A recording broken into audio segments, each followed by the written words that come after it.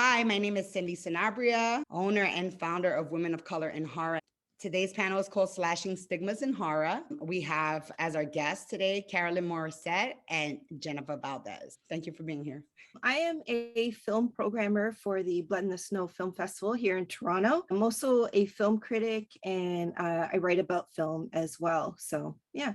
And keep forgetting, I'm a co-host to a podcast called Really Melanated with Ashley Blackwell. And we just talk about films basically centered on Black women characters, Black women directors, so that sort of thing. Yeah. My name is Jennifer Valdes. I'm an award-winning director, video editor. I've been making films for many years. I became disabled when I was 23, and I made all of my films after I became disabled. You know, I had studied film in school, and then, you know, after my accident, I went on to create these award-winning films. Most of my films are like psychological horror.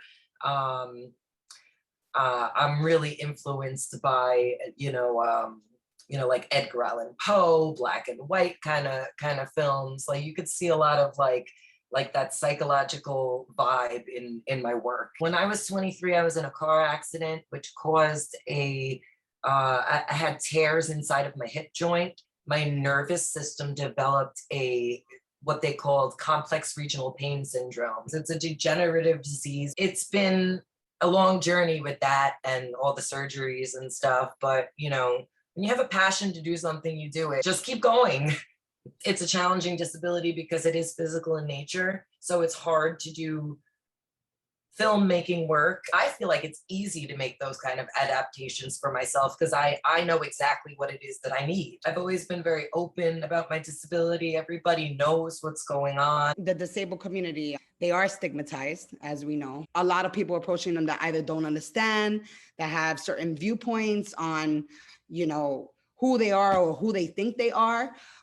They may discredit them, discriminate against them. Carolyn, what about your experiences? How do you think that we can come together as women of color in horror to change that? With the film festival, we actually started, so first year, we started a horror lab. So we want to bring in people who haven't had the chance to sit in front of distributors or production companies, that sort of thing. So we're doing it here in Canada. Our call out was for BIPOC, for people living with disabilities, for women directors, because a lot of women directors don't get that chance. We have like a disability consultant who herself is an actor. She's living with a disability. Her name's Ophira, and she's just been amazing. Things like the theater that we were putting the film festival on. It's an older theater, so it wasn't really retrofitted for being accessible. The theater itself made accommodations with the restaurant next door who has an accessible bathroom, that sort of thing. It needs to go so much further. And that's why we wanted to do this lab, was specifically for people with disabilities. Like Jennifer, I don't know how many opportunities you have kind of presented to you. It seems like you have to kind of go out and make it yourself, right? So it's honestly been very, very challenging. And, you know, you get a lot of doors slammed in your face. People are very uncomfortable with it in general, you know. And then you have that added color added to that. Yeah. And a woman. Yeah, absolutely. Yes, Absolutely. Stigma, right? As a women, we have stigmas, right? In this I called up the DGA to find out about one of their directing programs because I'm very passionate about becoming a professional director. I was trying to find out about one of their training programs and if there was any accessibility, what accommodations could they provide had they sent me out on a situation where, like you said, there was no elevator or there was, you know, it was not accessible for me. Right. And they did not know how to handle the situation. They were extremely unprofessional. And we're talking about the Directors Guild of America. You know, it was a very disheartening conversation. It left me not even wanting to apply for that program at all. You know, they were, well, we don't know what the nature of your disability is, so we don't know. I'm like, well, it says on your website that I would be required to climb a ladder, and I can't do that. I was asking specific questions. I wasn't dancing around anything. in a world where we're trying to make Hollywood and the entertainment industry more inclusive, it was a little bit disappointing that, you know, an organization as large as that wouldn't even be willing to consider, let me make accommodations. You presented the solutions, basically. It's crazy. So I applied for another program, the MTV Women First Time Directors Initiative, which is geared more towards inclusion and diversity. One of the ways to break the stigmas is to accommodate. It pains me to even bring up this topic, but I feel like it's definitely necessary that we address it. Latinas are the ones to take off their clothes most in front of the camera. They're the ones statistically proven to have taken off their clothes the most in film.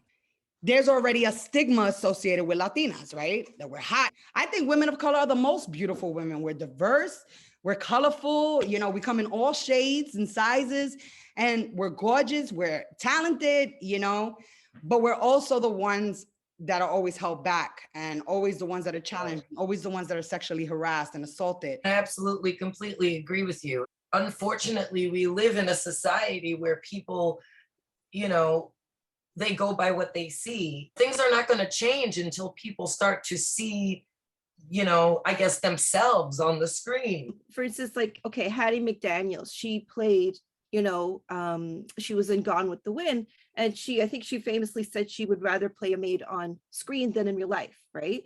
And then I think Dorothy Dandridge was saying, I take the roles that are questionable because I want to put nuance in them. She wants to take it so that she can prove that A, she can act, and B, she can do something with that character. I was just doing some research, and I was looking at some video vixens, and you know, people would judge them like, why are you taking this job?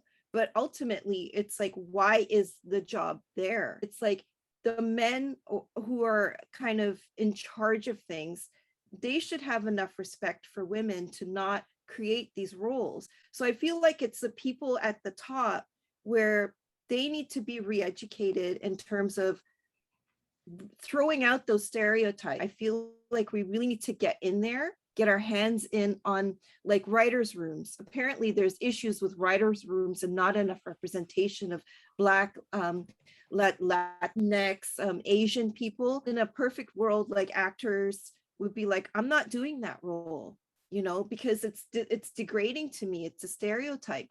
But then if they're trying to break into the business, sometimes, you know, it's so hard because it's, what do? Do you take that role so that you can have something on your resume and say, I did this role, and then work your way up? I really wish we could, as a collective, storm the gates and say, we're not going to do this anymore. Some of it is so racist and so inappropriate. This is what I grew up seeing. You start to like desensitize yourself almost to stuff that should kind of bother you. That's part of the reason why I'm probably where I'm at right now, because I had an opportunity in California. I was working with someone. He basically like used me for my services, but when I wouldn't take it that step further because I had respect for myself, because it seems like that was kind of like a norm thing out there. And I'm coming from Harlem, moving to LA, and I'm dealing with all these sharks. And then once you tell them no, then you lose everything. I represent the Puerto Rican community. What has been portrayed on screen for Puerto Ricans has just been like, you know, we all have a certain accent. We all like talk like this. We all look like this. We all act like this. Even going back to the 80s, like Maniac Cop, for example, there's this white lady, she comes running up the road. She's jogging in Central Park. And then she goes, these two Puerto Ricans are after me. How the hell do you know that they're Puerto Rican? Why would you just assume that they're just Puerto Rican? Because they're in the dark, there are two men running after you. But there's so much of that. I feel like if more women can infiltrate the scene, if we could get in there and really take control, then so much would change, because those women will have that respect and they will have the opportunity without having to take their clothes off unless they want to. Women in general in the horror industry are very small numbers, but then you take that small number of women in the industry and then you divide that into women of color and you have like maybe 1-2% of us in the industry. As a film critic, I've been doing this for, I don't know, close to 9 years now. I get a lot of press releases and a lot of them are like, if it's horror, it's like 5 friends go in the forest and it's like one token like Latina or one token Black person or an Asian person. And I will not, or like I got several press releases about this like romances between Black men and white women, or like there's like, and I was like, I'm not going to review films like that anymore. I'm not going to review films that don't have some sort of angle of a person of color or some sort of nuanced story. I will not put that on my website. I also am a film critic, part of the African American Film Critics Association. One of the moderators for our interviews, her name's Kathia Woods, and she's very outspoken about giving younger critics a space, giving women critics, Black women and Latina critics a space to talk about film, because we don't get a lot of offers. I had to basically like tell people who I was so I could get a screener of Candyman. You know, I'm a Black horror writer critic, and I have to like beg for a screener. We need to have the voices to talk about our films, Right. you know? Right. So Creatively and professionally, what does your support team look like? I mean, a support system is extremely important. With the kind of condition I have, it's very important that I just, you know, keep the communication flowing and keep those networks, those positive, you know, networks open, and, you know, just communicate with everybody. And say you were, you know, on a set, you're doing a film, and you have like somebody who is just not getting it, or is not like open to, you know, working, first of all, for a woman, and second of all, for, you know, understanding that you're working with a disability. Are you willing to kind of coach them or help them see the light? Because I'm just wondering, like, as women and women of color, I don't know. I just sometimes I'm like, why don't you get this? would I have the patience to explain it to them? Probably not. I try to make sure everybody that I'm working with understands the situation in advance, the kind of situation they're going to be getting into, the kind of help that I'm going to need. In the past, maybe I would have been a little less understanding. There's no emotion involved with it anymore. It's just, this is what it is, and this is how we're going to do it. And do you want to be a part of this? This is going to be awesome. You know what I mean? I was asked on like about 5 years ago because I went as a reviewer to the film festival I work for now, Blood in the Snow, and they showed a film, and I was like, that is so offensive. So I kind of tore them a new one. A few months later, I get a message from the festival director, Kelly Michael Stewart. He's like, hey, do you want to join our team? I'm like, what? If anybody's going to be an ally, it's him. I kind of approached him about this lab to be more inclusive for people of color, people with disability, what have you. So like, okay, well, I'm going to help you set this up. He's like, I don't want to be the white guy saying, oh, I'm going to let all the, you know, people who aren't represented in. He's like, I want you to take the reins. Do you have a certain inclusivity or diversity division? There's another film festival here called Imaginative, and it's all Indigenous, and it's been going for, I don't know, about 21 years. So we partner with them to like do presentations, like or co-present films. There's another film festival here, Caribbean Tales, that we co-present, like either a talk, or so we kind of do like the outreach. And we have a really diverse jury. We made sure we picked like, you know, Black women.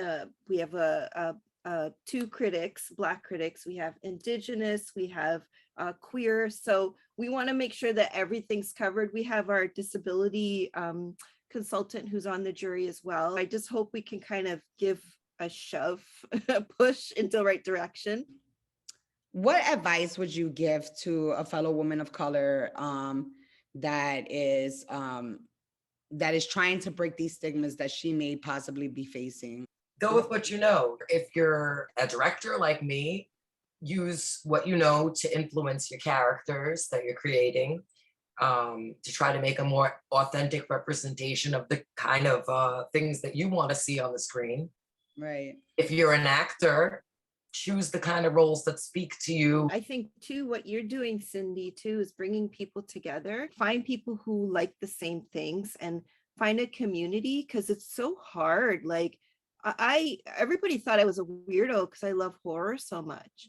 Like I used to go film festivals by myself. I could watch Hereditary and sleep like a baby, but it was so hard for me to find people that really love horror. Find your community and just stick to it. And what Jennifer was saying, like, trust your gut on these things. If it doesn't feel right, don't do it. You just got to do what's right. Right.